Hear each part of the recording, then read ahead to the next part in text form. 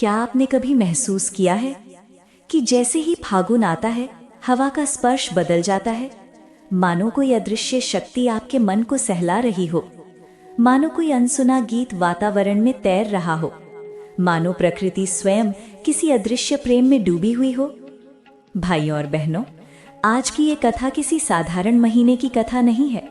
ये उस महीने की कथा है जिसे ऋषियों ने आनंद का दूत, संतों ने भक्ति का सेतु और प्रेमियों ने हृदय का उत्सव कहा है। जरा अपनी आंखें बंद करके कल्पना कीजिए। सुबह का समय है, आकाश हल्का गुलाबी है, पक्षियों का मधुर कलरव हो रहा है, सरसों के खेत सोने जैसे चमक रहे हैं, मंद मंद हवा चल रही है और उस हवा में फूलों की सुगंध घुली हुई है। ऐसा लगता है जैसे प्रकृति स्वयं कह रही हो, उठो मानव, ये फागुन है, आनंद मनाओ, प्रभु का स्मरण करो। कहा जाता है साल के 12 महीनों में हर महीने की अपनी पहचान होती है। कोई तपस्या का, कोई साधना का, कोई त्याग का। पर फागुन तो प्रेम का महीना है, उल्लास का महीना है, ईश्वर की कृपा का महीना है। क्या आप जानते हैं, देवताओं ने भी एक बार ब्रह्मा जी से प्रश्न किया था, हे प्रभु, पृथ्वी पर सबसे सुंदर समय कौन सा है? तब ब्रह्मा जी मुस्कुराए और बोले, जब धरती पर फागुन उतरता है तब स्वर्ग भी धरती को निहारता है। सोचिए, जिस महीने को देखकर स्वर्ग भी मोहित हो जाए, वो महीना कितना अद्भुत होगा। बताइए, क्या आप उस अद्भुत महीने की कथा सुनना चाहेंगे? अगर सुनना चाहें तो बोलिए हाँ, अवश्य। तो सुनिए। फागुन केवल मौसम नहीं है, ये अनुभूति है, ये स्पर्श है, ये आत्मा का उत्सव है। जब फागुन आता है तो केवल पेड़ पौधे नहीं खिलते, मन भी खिल उठता है।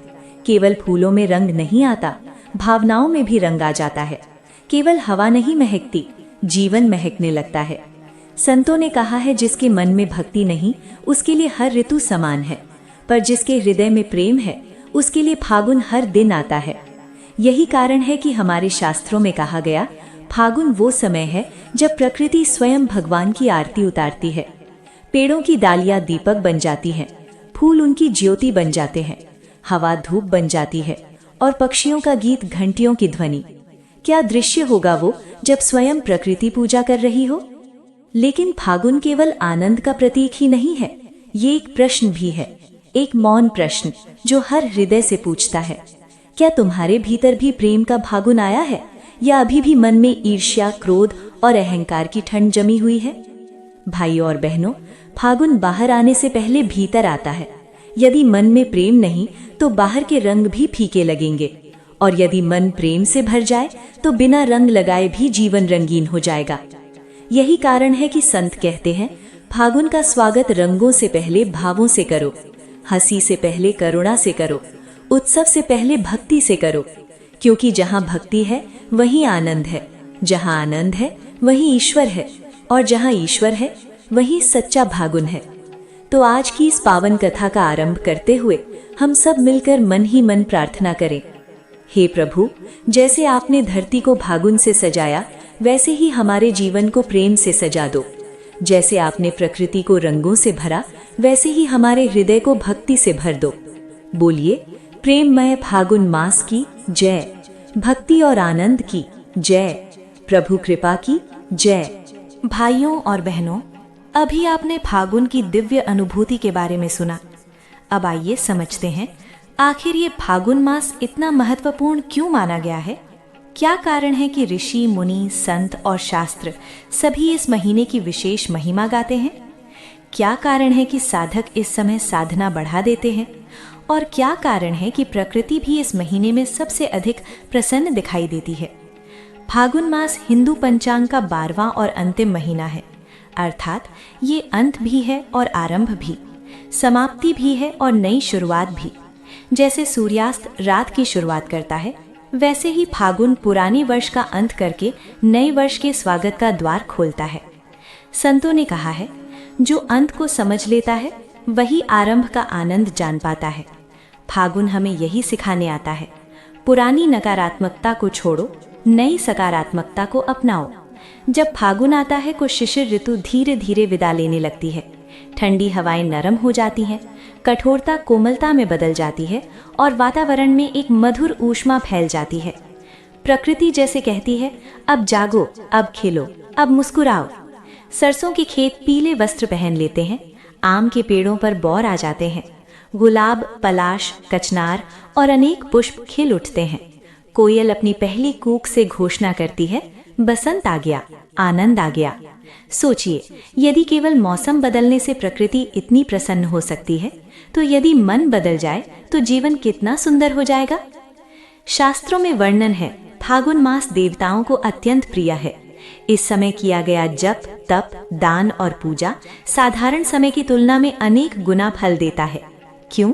क्योंकि ये समय प्रकृति और चेतना दोनों के जागरण का समय है। जैसे सुबह ब्रह्म मुहूर्त में ध्यान करने से अधिक फल मिलता है, वैसे ही वर्ष के ब्रह्म मुहूर्त को फागुन कहा गया है। ये महीना हमें 3 स्तर पर जागृत करता है। पहला, प्रकृति का जागरण, दूसरा, मन का जागरण, तीसरा, आत्मा का जागरण। प्रकृति खिलती है, मन हंसता है और आत्मा ईश्वर को अनुभव करती है। बताइए, यदि जीवन में ऐसा महीना आ जाए जिसमें शरीर स्वस्थ लगे, मन प्रसन्न लगे और आत्मा शांत लगे, तो क्या वो महीना अनमोल नहीं होगा? बोलिए, होगा या नहीं? इसीलिए संत कहते हैं, फागुन केवल कैलेंडर का महीना नहीं, ईश्वर का निमंत्रण है। निमंत्रण किस बात का? प्रेम करने का, मिलने का, क्षमा करने का और भक्ति में डूब जाने का। एक और गहरा रहस्य है फागुन का। ये महीना हमें परिवर्तन का संदेश देता है। देखिए प्रकृति को, पेड़ पुराने पत्ते गिरा देते हैं, वे उनसे मोह नहीं करते। क्यों? क्योंकि उन्हें पता है, यदि पुराने पत्ते नहीं गिरेंगे तो नए पत्ते नहीं आएंगे। यही शिक्षा हमें फागुन देता है। पुरानी शिकायतें छोड़ो, पुराने दुख छोड़ो, पुरानी कड़ुता छोड़ो, तभी जीवन में नए सुख आएंगे। यदि मन में क्रोध भरा है तो फागुन भी फीका लगेगा। यदि मन में प्रेम भरा है तो पतझड़ भी बसंत लगेगा। इसलिए संतों ने कहा, फागुन बाहर नहीं, अंदर लाओ। इस महीने में मंदिरों में विशेष पूजा होती है, भजन कीर्तन होते हैं, दान पुण्य किए जाते हैं और लोग एक दूसरे से मिलकर मन मुटाव दूर करते हैं। क्योंकि फागुन मेल मिलाप का महीना है। ये हमें याद दिलाता है, जीवन बहुत छोटा है। नफरत के लिए समय नहीं, केवल प्रेम के लिए समय है। कहा जाता है, जिस घर में फागुन के महीने में भगवान का नाम गूंजता है, उस घर में वर्ष भर सुख और शांति रहती है। और जिस हृदय में फागुन के समय भक्ति जाग जाती है, उस हृदय में जीवन भर आनंद रहता है। तो भाइयों और बहनों, अब आप समझ गए होंगे फागुन मास क्यों इतना महान माना गया है।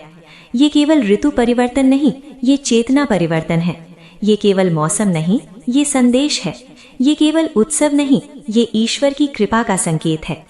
आइए हम सब मिलकर प्रण करें, हम अपने जीवन का हर फागुन प्रेम से भरेंगे, भक्ति से सजाएंगे और सद्भाव से महकाएंगे।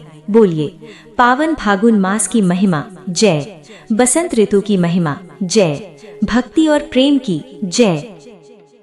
भाइयों और बहनों, अब मैं आपको उस दिव्य कथा की ओर ले चलता हूँ जो फागुन मास की आत्मा है, जो केवल कहानी नहीं बल्कि सत्य की विजय का शाश्वत प्रमाण है।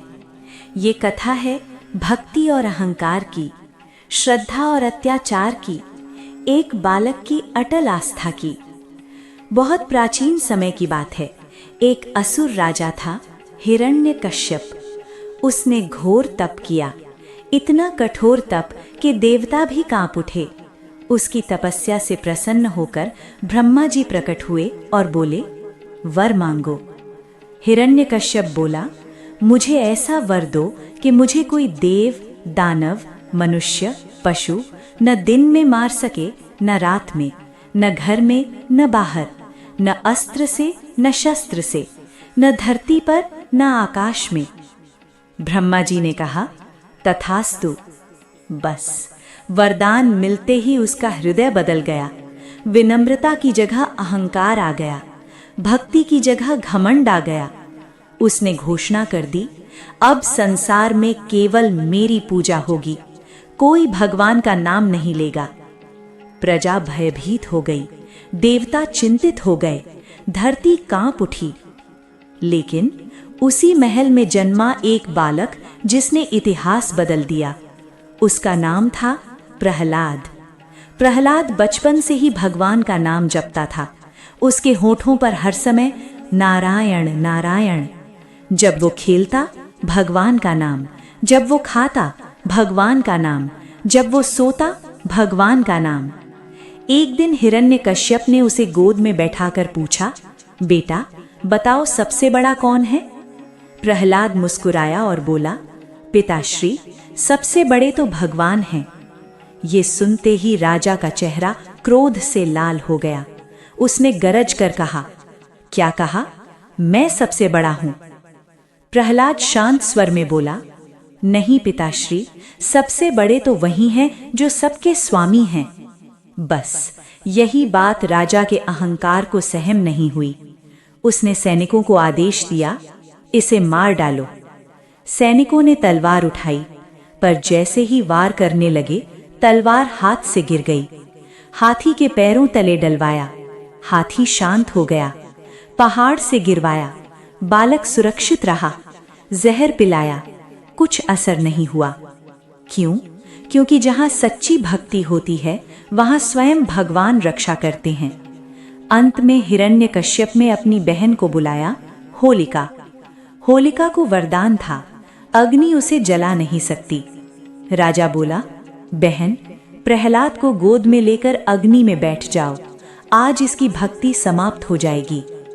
होलिका मुस्कुराई, उसे अपने वरदान पर घमंड था। वो प्रहलाद को गोद में लेकर जलती अग्नि में बैठ गई। चारों ओर लपटें उठीं, आग भड़कने लगी, धुआं आसमान छूने लगा। सबको लगा अब प्रहलाद बच नहीं पाएगा। लेकिन प्रहलाद शांत था, उसकी आंखें बंद थीं, उसके होठों पर नाम था नारायण नारायण। और तभी चमत्कार हुआ, अग्नि की दिशा बदल गई, लपटें होलिका को घेरने लगीं। उसका वरदान समाप्त हो गया और देखते ही देखते अहंकार जल गया, भक्ति बच गई। होलिका जलकर भस्म हो गई, प्रहलाद सुरक्षित बाहर आ गया। ये दृश्य देखकर आकाश से पुष्प वर्षा हुई। देवताओं ने कहा, सत्य की विजय हुई, भक्ति अमर है। तभी से इस घटना की स्मृति में हर वर्ष फागुन पूर्णिमा की रात होलिका दहन किया जाता है। भाइयों बहनों, बताइए कौन जीता, अहंकार या भक्ति? बोलिए भक्ति। कौन हारा, अत्याचार या सत्य? बोलिए अत्याचार। ये कथा हमें क्या सिखाती है? कि चाहे संसार विरोध करे, भक्ति मत छोड़ो। चाहे कठिनाई आए, सत्य मत छोड़ो। चाहे परिस्थिति कैसी भी हो, भगवान का नाम मत छोड़ो। क्योंकि जिसके साथ भगवान है, उसे कोई नहीं हरा सकता। फागुन की अग्नि हमें याद दिलाती है, होलिका की तरह हमारे भीतर भी अहंकार, क्रोध, ईर्ष्या और द्वेष छिपे हैं। होलिका दहन का अर्थ है उन सब को जलाना और प्रहलाद की तरह अपने भीतर भक्ति को जीवित रखना। तो जब भी होलिका जले, केवल लकड़ी मत जलाना, अपने दोष भी जलाना। बोलो भक्त प्रहलाद की जय, भक्ति की शक्ति की जय, सत्य सनातन धर्म की जय। भाइयों और बहनों, फागुन का महीना केवल ऋतु परिवर्तन नहीं, ये प्रेम का उत्सव है। और प्रेम का नाम लेते ही एक दिव्य युगल ही छवि सामने आती है, राधा और कृष्ण। कहते हैं जहाँ भक्ति है वहाँ भगवान है, और जहाँ प्रेम है वहाँ राधा कृष्ण है। वृंदावन की पावन भूमि, यमुना का शांत तट, कदम के वृक्ष, मंद सुगंधित हवा और वातावरण में बांसुरी की मधुर धुन। ऐसा लगता था मानो स्वयं प्रकृति भी उस धुन पर झूम रही हो। एक दिन की बात है, फागुन का महीना था। चारों ओर बसंत का उल्लास छाया हुआ था। गोपियां फूल तोड़ रही थीं, सखियां गीत गा रही थीं और वृंदावन की गलियों में आनंद की लहर दौड़ रही थी। उसी समय नटखट कृष्ण अपनी मैया के पास आए और बोले, मैया एक बात पूछूं? मैया ने मुस्कुराकर कहा, पूछो लाला। कृष्ण बोले, मैं सांवला क्यों हूँ और राधा गोरी क्यों? मैया यशोदा हंस पड़ी। उन्होंने प्रेम से कहा, लाला अगर तुम्हें ये भेद मिटाना है तो तुम भी राधा को रंग लगा दो। बस यही बात कृष्ण के मन में बस गई। अगले ही दिन कृष्ण ने अपने सखाओं को बुलाया, चलो आज हम रंग खेलेंगे। सबने पूछा, किसके साथ? कृष्ण मुस्कुराए राधा के साथ। उधर बरसाना में राधा अपनी सखियों संग बैठी थी। वे फूलों की माला बना रही थीं। तभी अचानक गली में शोर हुआ, कान्हा आ गए, कान्हा आ गए। सखियां बोली, सखी छिप जाओ, वो जरूर कोई शरारत करेंगे। पर राधा मुस्कुरा रही थी। उन्हें पता था आज कुछ विशेष होने वाला है। कृष्ण धीरे धीरे आए, हाथ में रंग भरी पिचकारी, आंखों में शरारत, होठों पर मुस्कान। उन्होंने धीरे से पुकारा, राधे। राधा ने मुड़कर देखा और तभी छपाक, कृष्ण ने रंग डाल दिया। पूरा आंगन रंगों से भर गया। सखियां हंसने लगीं। राधा ने आंखें बंद कर लीं। जब उन्होंने आंखें खोली तो उनके सामने कृष्ण खड़े थे, हंसते हुए। राधा बोली, कान्हा, ये क्या किया आपने? कृष्ण बोले, अब कोई भेद नहीं रहा, अब तुम भी मेरे रंग में रंग गई। सखियां बोली, अरे ये तो अन्याय है, हम भी रंग डालेंगे। और फिर क्या था, सखियां रंग लेकर दौड़ी। कृष्ण भागे, सखियां पीछे। पूरा बरसाना हंसी ठिठोली और रंगों से गूंज उठा।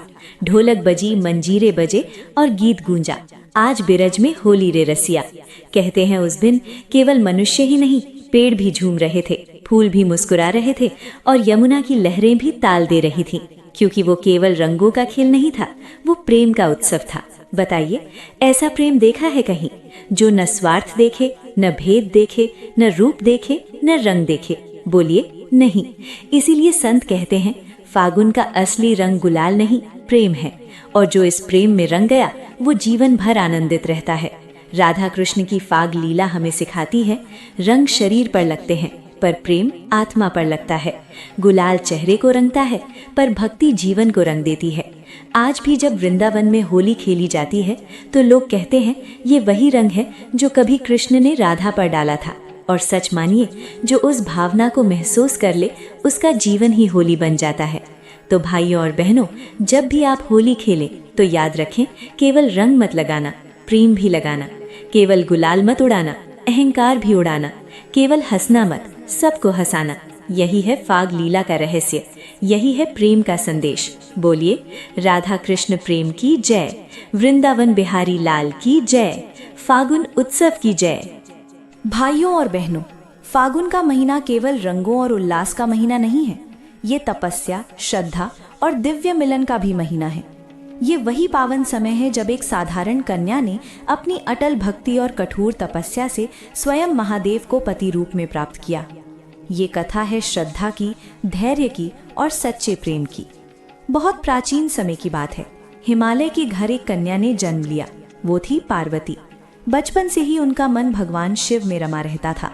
जब अन्य बालिकाएं खेलती थीं, तब वे ध्यान करती थीं। जब सब गीत गाते थे, तब वे मंत्र जपती थीं। एक दिन देवर्षि नारद आए। उन्होंने पार्वती की हथेली देखकर कहा, तुम्हारा विवाह स्वयं शिव से होगा। ये सुनकर पार्वती का हृदय आनंद से भर गया। उन्होंने उसी क्षण निश्चय कर लिया, मैं केवल शिव को ही पति रूप में स्वीकार करूंगी। परंतु भाइयों और बहनों, शिव कोई साधारण देव नहीं थे। वे योगी थे, वैरागी थे, समाधि में लीन रहने वाले थे। उन्हें संसार से कोई मोह नहीं था, न राजसी वस्त्र, न आभूषण, न सुख सुविधा। ऐसे तपस्वी को प्राप्त करना आसान नहीं था, लेकिन जहाँ निश्चय अटल हो, वहाँ मार्ग स्वयं बन जाता है। पार्वती ने कठोर तपस्या प्रारंभ की। उन्होंने महलों का सुख छोड़ दिया, रेशमी वस्त्र छोड़ दिए, मिष्ठान्य त्याग दिए। पहले फल खाए, फिर पत्ते, फिर केवल जल और अंत में वायु पर ही जीवित रहने लगी। उनका शरीर कृश हो गया, पर भक्ति और तेज बढ़ता गया। देवता आश्चर्य में के, ऋषि चकित थे, प्रकृति स्तब्ध थी। सब कह रहे थे कि इतनी अटल तपस्या तो किसी ने नहीं की। हजारों वर्षों की तपस्या के बाद पार्वती ने आंखें बंद करके पुकारा, हे प्रभु शिव, यदि मेरी भक्ति सच्ची है तो मुझे दर्शन दीजिए। तभी चारों ओर दिव्य प्रकाश फैल गया, वातावरण सुगंधित हो गया, डमरू की ध्वनि गूंज उठी और उनके सामने प्रकट हुए महादेव। जटाओं में गंगा, माथे पर चंद्र, गले में सर्प और मुख पर करुणा। शिव ने कहा, देवी, तुम्हारी तपस्या ने मुझे प्रसन्न कर दिया, मांगो वरदान। पार्वती ने सिर झुकाकर कहा, प्रभु, मैं आपको ही पति रूप में चाहती हूँ। शिव मुस्कुराए। उन्होंने कहा, देवी, आज से तुम मेरी अर्धांगिनी हो। देवताओं ने पुष्प वर्षा की, गंधर्वों ने गीत गाए, ऋषियों ने स्तुति की और इसी पावन मिलन को फागुन मास का दिव्य प्रसंग माना जाता है। बताइए, ऐसी श्रद्धा, ऐसा धैर्य, ऐसी निष्ठा क्या आज दुर्लभ नहीं? बोलिए, है या नहीं? इस कथा का रहस्य बहुत गहरा है। पार्वती क्या है? श्रद्धा। शिव क्या है? परम सत्य। और जब श्रद्धा अटल हो जाती है तो सत्य स्वयं प्रकट हो जाता है। यही इस कथा का आध्यात्मिक अर्थ है। फागुन का महीना हमें याद दिलाता है, यदि जीवन में कुछ महान पाना है तो पार्वती जैसी तपस्या करनी होगी। यदि ईश्वर चाहिए तो धैर्य रखना होगा। यदि सफलता चाहिए तो विश्वास रखना होगा, क्योंकि जल्दी मिलने वाली वस्तु मूल्यवान नहीं होती, पर तब से मिलने वाली वस्तु अमूल्य होती है। तो भाइयों और बहनों, जब भी फागुन आए तो केवल रंग मत खेलना, एक संकल्प भी लेना कि हम अपने लक्ष्य के लिए पार्वती जैसी निष्ठा रखेंगे और अपने मन को शिव जैसा शांत बनाएंगे। बोलिए भोलेनाथ शंकर की जय, माता पार्वती की जय, श्रद्धा और तपस्या की जय। भाइयों और बहनों, अब तक आपने फागुन की महिमा, भक्ति की शक्ति और दिव्य कथाएं सुनी, परंतु फागुन की पहचान केवल शास्त्रों में नहीं बल्कि जन जन की परंपराओं में भी बसती है। क्योंकि जहाँ शास्त्र आत्मा को आनंद देते हैं, वहीं परंपराएं जीवन को रंग देती हैं। फागुन आते ही भारत का हर गांव, हर गली, हर आंगन मानो उत्सव का मंदिर बन जाता है। ढोलक की थाप, मंजीरों की झंकार और गीतों की गूंज, चारों ओर बस एक ही स्वर सुनाई देता है, होरी खेले रघुवीरा अवध में। गांव में चौपाल सजती है, बुजुर्ग बैठते हैं, युवा ढोलक बजाते हैं, महिलाएं तालियां बजाकर फाग गाती हैं। फाग क्या है?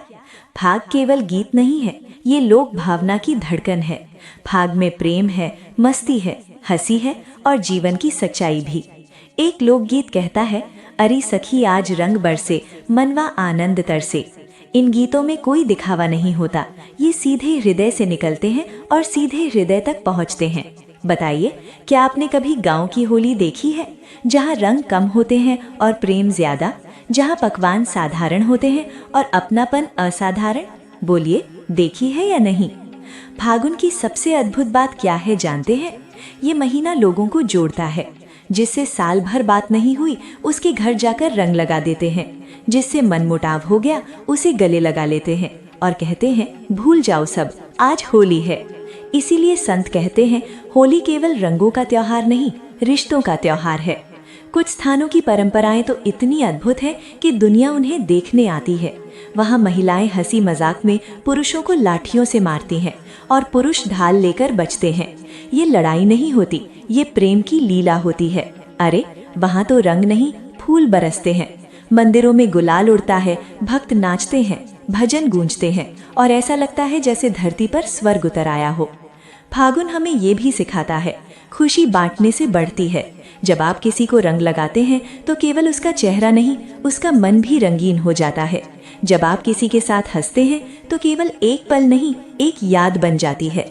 पुराने समय में लोग कहते थे, जिस घर में फागुन के गीत गूंजते हैं उस घर में दुख टिक नहीं सकता, क्योंकि गीत मन की दवा होते हैं और उत्सव आत्मा की शक्ति। इसीलिए फागुन का संदेश है, नाचो, गाओ, हंसो, मिलो और जीवन को उत्सव बना दो। क्योंकि जीवन हर दिन फागुन नहीं देता, जब देता है तो पूरे दिल से जी लेना चाहिए। तो भाइयों और बहनों, जब भी ढोलक बजे तो मन भी बजे, जब भी रंग उड़े तो प्रेम भी उड़े, जब भी गीत गूंजे तो आत्मा भी झूमे। यही है फागुन की संस्कृति, यही है इसकी सुंदरता, यही है इसका रहस्य। बोलिए फागुन उत्सव की जय, होली महापर्व की जय, प्रेम और सद्भाव की जय। भाइयों और बहनों, अब तक आपने फागुन की महिमा सुनी, भक्ति की विजय देखी, प्रेम की लीला का आनंद लिया, तपस्या की शक्ति जानी और संस्कृति की सुंदरता का रस पिया। पर हर कथा का एक उद्देश्य होता है, हर उत्सव का एक संदेश होता है, हर पर्व हमें कुछ सिखाने आता है। तो प्रश्न है, फागुन हमें क्या सिखाने आया है? क्या केवल रंग खेलना? क्या केवल गीत गाना? क्या केवल उत्सव मनाना? नहीं, फागुन इससे कहीं अधिक गहरा है। फागुन जीवन का शिक्षक है। फागुन हमें पहली सीख देता है, भक्ति की शक्ति। प्रहलाद की कथा हमें बताती है, यदि विश्वास अटल हो तो अग्नि भी कुछ नहीं बिगाड़ सकती। जीवन में कठिनाइयां आएंगी, लोग विरोध करेंगे, परिस्थितियां डराएंगी, पर अगर भीतर विश्वास है तो विजय निश्चित है। इसलिए डर नहीं, भक्ति रखो। दूसरी सीख, प्रेम का रंग। राधा कृष्ण की भाग लीला हमें बताती है, सबसे सुंदर रंग गुलाल नहीं, प्रेम है। रंग कुछ समय बाद धुल जाते हैं, पर प्रेम का रंग जीवन भर रहता है। जिस घर में प्रेम है वहाँ स्वर्ग है, जिस हृदय में प्रेम है वहाँ भगवान है। इसलिए नफरत छोड़ो, प्रेम अपनाओ। तीसरी सीख, अहंकार का अंत। होलिका दहन हमें याद दिलाता है, अहंकार चाहे कितना भी शक्तिशाली क्यों ना हो, एक दिन जल ही जाता है, और विनम्रता वो सदा बची रहती है। अहंकार कहता है मैं सबसे बड़ा हूँ, भक्ति कहती है सबसे बड़ा तू है प्रभु। अब आप ही बताइए किस में शांति है। चौथी सीख, धैर्य और तपस्या। पार्वती की तपस्या हमें सिखाती है महान लक्ष्य पाने के लिए समय, संयम और समर्पण चाहिए। आज का मनुष्य जल्दी चाहता है, जल्दी सफलता, जल्दी फल, जल्दी परिणाम। पर प्रकृति का नियम है, बीज बो, समय दो, तब फल मिलेगा। इसलिए जल्दबाजी नहीं, धैर्य रखो। पांचवी और सबसे बड़ी सीख, जीवन को उत्सव बनाओ। फागुन हमें सिखाता है जीवन केवल जीने के लिए नहीं, महसूस करने के लिए है। केवल काम करने के लिए नहीं, मुस्कुराने के लिए है। केवल पाने के लिए नहीं, बांटने के लिए है। क्योंकि अंत में न धन साथ जाता है, न पद, न प्रतिष्ठा। साथ जाते हैं तो केवल कर्म, प्रेम और स्मृतियां। सोचिए, यदि जीवन बिना प्रेम के बीत गया तो क्या मिला? यदि मन में ही क्रोध रहा तो क्या पाया? यदि दूसरों को दुख दिया तो क्या कमाया? फागुन कहता है अभी भी समय है, मुस्कुरा लो, मना लो, गले लग लो, क्षमा कर दो। यही सच्ची होली है। जब आप किसी को माफ करते हैं तो केवल उसे नहीं, अपने हृदय को भी मुक्त करते हैं। जब आप किसी को प्रेम देते हैं तो केवल उसे नहीं, अपने जीवन को भी रंग देते हैं। यही फागुन का रहस्य है। तो भाइयों और बहनों, आइए आज एक संकल्प लें। हम अपने भीतर की होलिका जलाएंगे, अहंकार की, ईर्ष्या की, क्रोध की, द्वेष की, और अपने भीतर प्रहलाद जगाएंगे, भक्ति का, विश्वास का, प्रेम का, सद्भाव का। जिस दिन ऐसा हो गया उस दिन समझ लेना आपके जीवन में सच्चा फागुन आ गया। बोलिए प्रेम की विजय जय, भक्ति की विजय जय, सद्भाव की विजय जय, फागुन महिमा जय। तो प्रिय दर्शकों, इसी दिव्य भाव के साथ आज की कथा यहीं पूर्ण होती है। आशा है कि इस पावन प्रसंग से आपके मन को शांति, हृदय को प्रेम और जीवन को नई दिशा मिली होगी। यदि कथा ने आपके हृदय को स्पर्श किया हो तो इसे केवल सुनकर न छोड़ें, इसके संदेश को अपने जीवन में उतारें। भक्ति रखें, प्रेम बांटें और सद्भाव से जीवन सजाएं। यदि आपको ये प्रस्तुति पसंद आई हो तो चैनल भक्ति अनमोल विचार को लाइक, थम्स अप, शेयर, अपनी एरो साइन और सब्सक्राइब बेल आइकन अवश्य करें, ताकि आप तक ऐसी ही दिव्य कथाएं और प्रेरणादायक विचार निरंतर पहुंचते रहें। अंत में मिलकर बोलें, भक्ति की शक्ति जय, प्रेम की गंगा जय, सद्गुरु कृपा जय।